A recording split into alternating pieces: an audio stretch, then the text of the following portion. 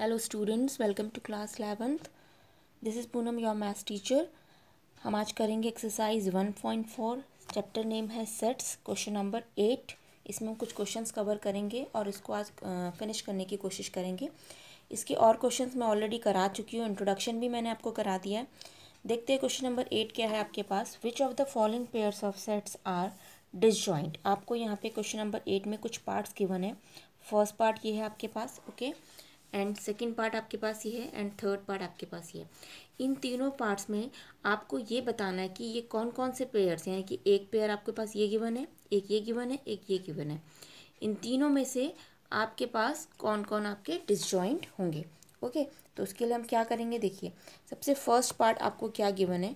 First part में आप देखेंगे, आपको बोला है which of the following pairs of sets are disjoint में फर्स्ट पार्ट आपको गिवन है 1, 2, 3, 4। एक ब्रैकेट आपको, एक ब्रैकेट के अंदर ये गिवन है। एंड सेकेंड इसके संग जो दूसरा दे रखा है पेयर, ये पूरा एक पेयर है। आपको जो दूसरा वाला पार्ट दिया है वो दिया है इसी में x such that x is a natural number and 4 is less than equal to x is less than equal to 6। ये गिवन है आपके पास। ओके, तो कैसे इन क्वेश्चंस को करना है, देखिए आप यहाँ पे देख सकते हैं कि सबसे पहले डिसजॉइंट वर्ड जो है उस पर फोकस कीजिए। डिसजॉइंट वर्ड मतलब क्या होता है? डिसजॉइंट मतलब होता है कि आपके पास दो सेट्स अगर आपके पास गिवन है और उनका इंटरसेक्शन अगर 5 आए, सपोज एक सेट ए है और एक सेट बी है आपके पास, अगर इनका इंटरसेक्शन 5 हो जाता है, 5 मतलब उसके अंदर न तो एलिमेंट्स कुछ भी नहीं होंगे, 5 मतलब नथिंग। अगर आपके पास 5 आपको मिलता है तो आप उस केस में बोल देंगे कि ये दोनों सेट्स आपके कैसे हैं, डिसजॉइंट है। ठीक है, सपोज एग्जांपल लेते हैं ए इक्वल टू, सपोज मेरे पास एक ए के अंदर ये एलिमेंट्स है। एक सेट मैंने 1,4 का लिया, 1,4 एलिमेंट्स वाला सेट लिया, और बी मैंने सपोज एग्जांपल ले लिया 5,6। अब इसके बाद अगर मैं इनका इंटरसेक्शन फाइंड आउट करती हूँ तो वो मुझे कितना मिलेगा, आप देख सकते हैं। अगर हम इनका इंटरसेक्शन फाइंड आउट करेंगे तो हमारे पास इन दोनों में कुछ भी कॉमन नहीं है। यहाँ 1,4 है, यहाँ 5,6 है। तो जब कुछ कॉमन नहीं होता है तो वो आपके पास क्या हो जाता है, एम्प्टी सेट। एम्प्टी सेट यानी कि उसको हम बोलते हैं 5। तो ऐसे दो सेट्स जिनका इंटरसेक्शन 5 आए उन्हें हम डिसजॉइंट करते हैं। ये ऑलरेडी मैं डिस्कस कर चुकी हूँ, बट क्वेश्चन के थ्रू मैंने एक बार और इसका इंट्रोडक्शन दे दिया ताकि आपको क्वेश्चन करने में ईजी हो। तो क्वेश्चन नंबर 1 में आपके पास एक ये सेट गिवन है और एक सेट आपके पास ये गिवन है। इस सेट को आप देखेंगे, इसको आपको फाइंड आउट करना पड़ेगा। ये ऑलरेडी आपको नंबर्स फॉर्म में गिवन है। यहाँ पे आप इसको फाइंड करेंगे तो कितना निकलेगा, x is a natural number and x की जो वैल्यू है वो 4 से बड़ी है, 4 के इक्वल भी है, और यहाँ पे 6 से छोटी और 6 के इक्वल है। इट मीन्स 4 से बड़ी और 4 के बराबर है तो 4 तो आएगा ही आएगा। एंड 5 एंड 6 के इक्वल है और 6 से छोटी है, 6 के इक्वल है और 6 से छोटी है, तो 6 तक ये रहेगा। 7 हम नहीं ले सकते क्योंकि यहाँ पे साफ साफ बोला है कि x की वैल्यू 6 से आपके पास क्या रहेगी, 6 के इक्वल रहेगी, और 6 से आपके पास 6 तक रहेगी आपके पास। ठीक है ना, उससे ज़्यादा हमें आगे इसमें इंक्रीज़ नहीं करना।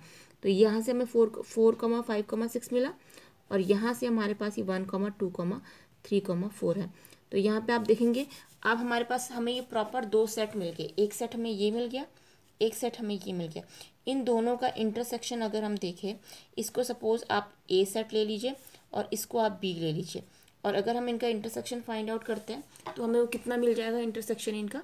आप देख सकते हैं इन दोनों का इंटरसेक्शन कितना आएगा। इन दोनों में कॉमन क्या है आपके पास, 4 कॉमन आ रहा है। तो 4 हमारे पास देखो, इसमें और इसमें 4 एलिमेंट्स आपको कॉमन मिल जा रहा है, जबकि आपको कॉमन कुछ भी नहीं मिलना चाहिए। तो it means it is not a disjoint, it is not a disjoint. Okay, now second part में आप देख सकते हैं ये आपके पास गिवन है AEIOUCDEF। तो ऐसे केस में आप क्या करेंगे, इसको ए सेट ले लीजिए, AEIOU को, इसको बी सेट ले लीजिए, CDEF। अब आप इनका इंटरसेक्शन निकालेंगे तो हमें आपको दिख रहा है यहाँ पे क्या कॉमन है, ई, दोनों में ई कॉमन आ रहा है। ओके, तो इसका मतलब ये भी आपके पास डिसजॉइंट नहीं है, तो नॉट अ डिसजॉइंट। बहुत इजी है क्वेश्चन से, आपको बस डेफिनेशन पता होनी चाहिए कि डिसजॉइंट क्या होते हैं। यहाँ देखिए x is an even integer, यानी कि इस वाले में इसका ये जो सेट जनरेट होगा उसमें सारे आपके पास इवन इंटीजर आएंगे। और एंड यहाँ बोला x is that x is an odd integer, इसमें सारे ऑड इंटीजर आएंगे। तो इवन और ऑड का तो कोई कंपैरिजन ही नहीं है। इवन नंबर आपको पता है 2, 4, 6, 8 होते हैं, एक सेट आपके पास ये बन गया। यहाँ पे ऑड की बात करी है तो ऑड को बी सेट ले लेंगे तो ऑड आपके 3, जैसे आप सपोज ऑड आप कुछ भी ले सकते हैं, यहाँ पे मेंशन नहीं है कि कितने से कितने तक लेना। सपोज मैंने ऑड सेट ले लिए 7, 9, 11 एंड 13, कुछ भी मैंने ऑड लिख दिया, मैंने कुछ भी इवन लिख दिया, कुछ भी ऑड लिख दिया। तो आप देखेंगे अगर हम इनका इंटरसेक्शन निकालेंगे तो इसमें कभी भी कुछ चीज़ कॉमन नहीं आ सकती है। कॉमन नहीं आ सकती तो इट मीन्स 5 आएगा। 5 मतलब नथिंग, जिसमें आपके कोई भी एलिमेंट ना हो। तो आप इसको यहाँ पे बोलेंगे दिस इज अ डिसजॉइंट या it is a disjoint sets. ठीक है, तो क्वेश्चन नंबर 8 हमारा हो गया कंप्लीट। नाउ हम मूव करेंगे क्वेश्चन नंबर 9 पे। क्वेश्चन 9 में देखिए आप लोग क्या गिवन है आपके पास। आपको क्वेश्चन बोला if A equal to 3, 6, 9, 12, 15, 18, 21। Similarly B में भी समथिंग कुछ नंबर्स है, सी में भी कुछ नंबर्स है। मैं रीड नहीं कर रही हूँ, आपको इस पर यहाँ पे दिख रहे हैं सारे नंबर्स। एंड डी में भी नंबर्स गिवन है।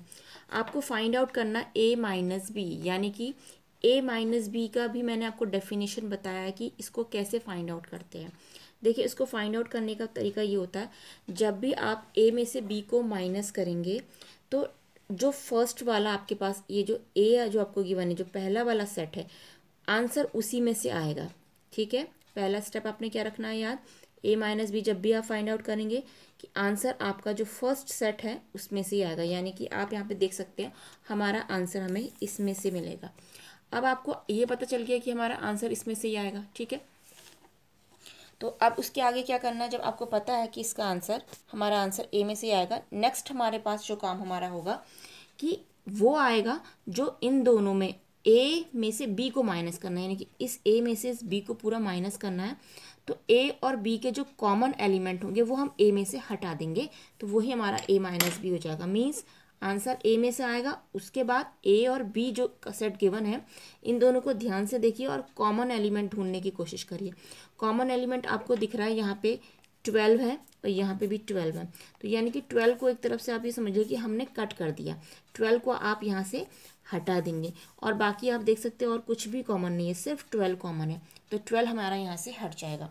अब जब 12 हट जाएगा तो उस केस में हम क्या करेंगे कि जो ए के एलिमेंट में से आपका 12 हट गया तो रेस्ट एलिमेंट्स हमारे जो होंगे वो आंसर हो जाएंगे। 3, 6, 9, 15, 18, 21। तो ये हमारा आंसर हो गया।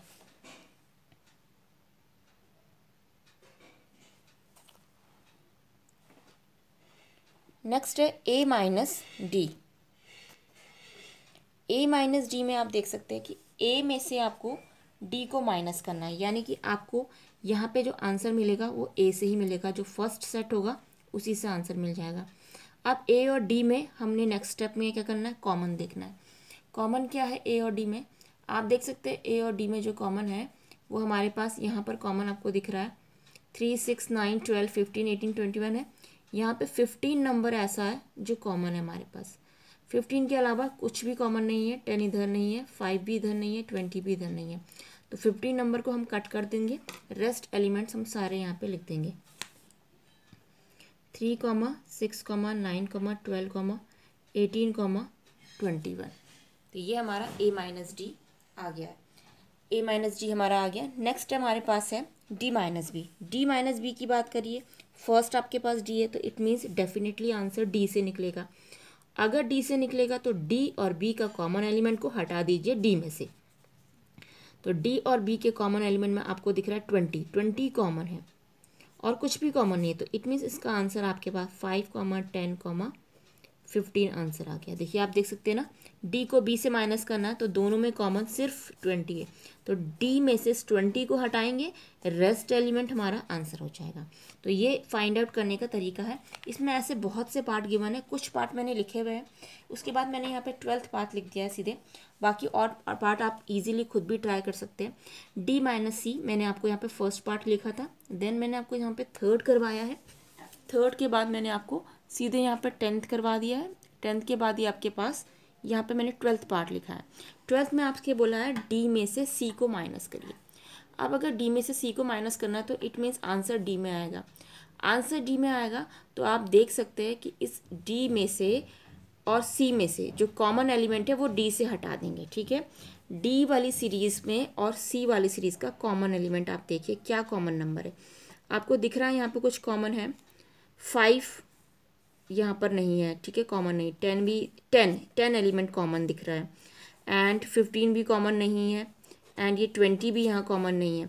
तो इट मीन्स जो इस डी माइनस सी की बात करें तो इन दोनों में जो कॉमन है यहाँ पे सिर्फ 10 हमें दिख रहा है।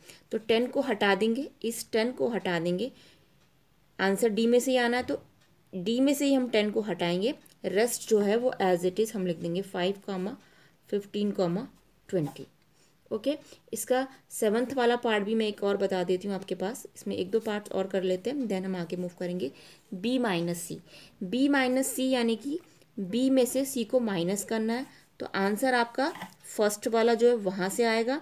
वहाँ से आने के बाद आप इस बी और सी में के कॉमन एलिमेंट को देखिए। बी और सी में कॉमन क्या आपके पास, एक तो 4 कॉमन है, ओके, एक आपके पास 8 कॉमन है, तो 4 भी कट गया, 8 भी कट गया एंड आप देख सकते हैं 12 यहाँ भी है, 12 यहाँ भी है, तो 12 भी कट गया एंड 16 यहाँ भी है, 16 यहाँ भी है, तो 16 भी कट गया। अब लास्ट बचा 20 यहाँ पर नहीं है, तो सिर्फ 20 एलिमेंट्स यहाँ पे कॉमन नहीं है। बी में सिर्फ 20 एलिमेंट दोनों में कॉमन नहीं है, तो इसका सिर्फ एक सिंगल बी 20 एलिमेंट बच जाता है। तो 20 को आप ऐसे लिख देंगे। तो ये हमारे आंसर हो गया।